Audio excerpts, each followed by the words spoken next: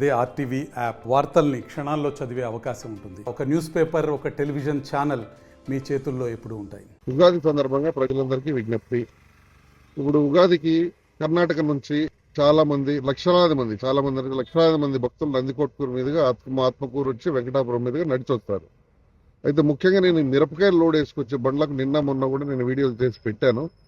వీళ్ళంతా కూడా శివరాత్రి అప్పుడు ఇటువైపు కాకుండా గిద్దలూరు మీదుగా పోయి సహకరించారు.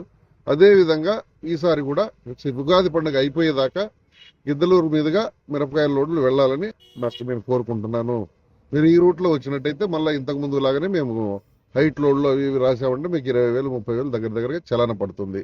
కాబట్టి దయచేసి ఉగాది అయిపోయే వరకు హైట్ లోడ్లు ఏ ఉన్నా మిరపకాయలు కానీ పొగాకు కానీ దయచేసి గిద్దలూరు మీదుగా వెళ్ళండి. ప్రమాదాలు జరగకుండా మనం అందరం కాపాడుకుందాం.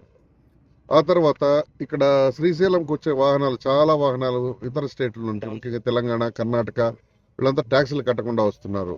తెలంగాణ వాహనాలు టెంపరీ రిజిస్ట్రేషన్ నంబర్ ప్లేట్ పెట్టుకొని వస్తున్నారు. వాళ్ళకి నంబర్ వచ్చి ఉంటుంది, రిజిస్ట్రేషన్ అయి ఉంటుంది, కానీ ఎవరు ఆపకూడదు అన్న టైప్లో వాళ్ళు వస్తున్నారు. ఆ విధంగా వస్తే కూడా మేము వాహనాన్ని సీజ్ చేసి భారీ జరిమానాలు విధించాల్సి ఉంటుంది.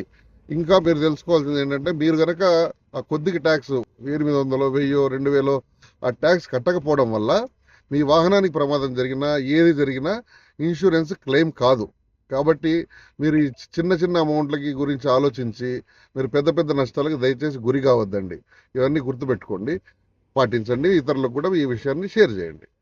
ధన్యవాదాలు. సార్, ఇప్పటి వరకు ఎన్ని వెహికల్స్ పట్టుకున్నారు? వాటికి ఏమేమి ప్రాబ్లమ్స్ ఉన్నాయి సార్? దాదాపుగా చాలా వాహనాలు ఆపాము, వాళ్ళతో ట్యాక్సులు కట్టించాము.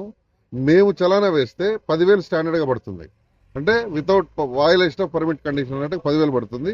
ఆ పైన మళ్ళీ ట్యాక్స్ డబల్ పడుతుంది వాళ్ళకు.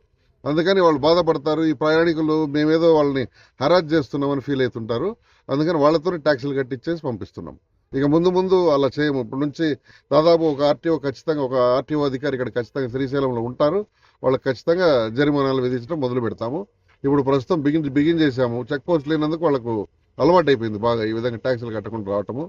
అది మాకు గవర్నమెంట్ ఖచ్చితంగా నష్టమే కాబట్టి మేము ఇక జరిమానాలు విధించక తప్పదు. సార్, మెయిన్ వెహికల్స్కి ఎటువంటి ప్రాబ్లమ్స్ ఎదురవుతున్నాయి సార్?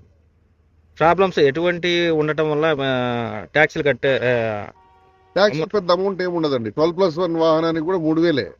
బస్సుకైతే సీటుకు 350. దాదాపు బస్సులు, పెద్ద బస్సులని కట్టుకొస్తున్నారు. ముఖ్యంగా చిన్న వాహనాలు అంటే 6+1, 7+1 వాళ్ళు చెక్ పోస్ట్ లేకపోవటం మూలాన్నే కట్టట్లేదు. ఇంతకుముందు చెక్ పోస్ట్ ఉన్నప్పుడు ఖచ్చితంగా ఆగేవాళ్ళు, కట్టేవాళ్ళు. ఇప్పుడు ఎవరు వాళ్ళు చెక్ చేసేవాళ్ళు లేరు. మేము ఆత్మకూరులో ఉంటాం హెడ్ క్వార్టర్స్ కాబట్టి ఎప్పుడో నెలకు 2 సార్లు 3 సార్లు వచ్చినప్పుడు ఆపాల్సి వస్తుంది. వాళ్ళకి అలవాటు అయింది. ఆ అలవాటు పోవాలంటే మేము జరిమానాలే విధించాల్సి వస్తుంది. నిన్న ఈ రోజు కూడా మేము జరిమానాలు విధించలేదు. వాళ్ళతో బలవంతంగా ఆపి వాళ్ళతోనే ట్యాక్స్ ఆన్లైన్లో కట్టించాం. ఆన్లైన్లో కట్టుకోవచ్చు, ఎవరైనా కట్టుకోవచ్చు. దానికి పెద్ద 5 నిమిషాల పనే. వాళ్ళు మరి డ్రైవర్లు వాళ్ళ దగ్గర ట్యాక్స్ డబ్బులు తీసుకుంటారు, ఎగ్గొట్టేసి తిరుగుతుంటారు అదేదో మిగిలించుకుందామని. కాకపోతే ఇప్పుడు ట్యాక్స్తో పాటు వాళ్ళు గమనించాల్సింది ఏంటంటే, ఏ చిన్న పొరపాటు జరిగినా వాళ్ళకి ఇన్సూరెన్స్ క్లెయిమ్ కాదు. అది చాలా భారీ నష్టం కదా వాహనదారులకు కానీ వాహన యజమానికి కానీ. అది కూడా వాళ్ళు మనసులో ఉంచుకొని జాగ్రత్తగా ట్యాక్స్లు కట్టుకొని రావాలని కోరుకుంటున్నాం. శ్రీశైలం వచ్చే భక్తులు ఘాట్ రోడ్డు కాబట్టి ఇటు తెలంగాణ కానీ ఏపీ కానీ వాళ్ళకి ఎటువంటి సలహాలు సూచనలు ఇస్తున్నారు? ముఖ్యంగా ఈ ఓన్ డ్రివెన్ వెహికల్స్ ఈ మధ్య హైదరాబాద్లో రెంట్కి ఇస్తున్నారు. చాలా మందికి పెద్ద డ్రైవింగ్ రాకపోయినా తీసుకొని వస్తున్నారు. వాడు ఘాట్ ఎక్కలేక మధ్యలో ఆపుతుంటాడు. వెనకల బండ్లో ముందు బండ్లో వాళ్ళకి బండ్లకు తగిలే అవకాశం కూడా చాలా ఉంటుంది. ఘాట్ రోడ్లో నడపాలి అంటే తగిన నైపుణ్యము, తగిన ఎక్స్పీరియన్స్ ఉండాలి. ఆ రెండూ లేకుండా దయచేసి ఘాట్ రోడ్లో మీరు నడపొద్దు. ఒక డ్రైవర్ని ఎవరన్నా తీసుకొని ప్రశాంతంగా వచ్చి దర్శనం చేసుకొని సురక్షితంగా వెళ్ళిపోవచ్చు. మరిన్ని వీడియోస్ కోసం ఛానల్ ని సబ్స్క్రైబ్ చేయండి. లేటెస్ట్ అప్డేట్స్ కోసం వాట్సాప్ ఛానల్ ని ఫాలో చేయండి. అండ్ లింక్ డిస్క్రిప్షన్ లో ఉంది.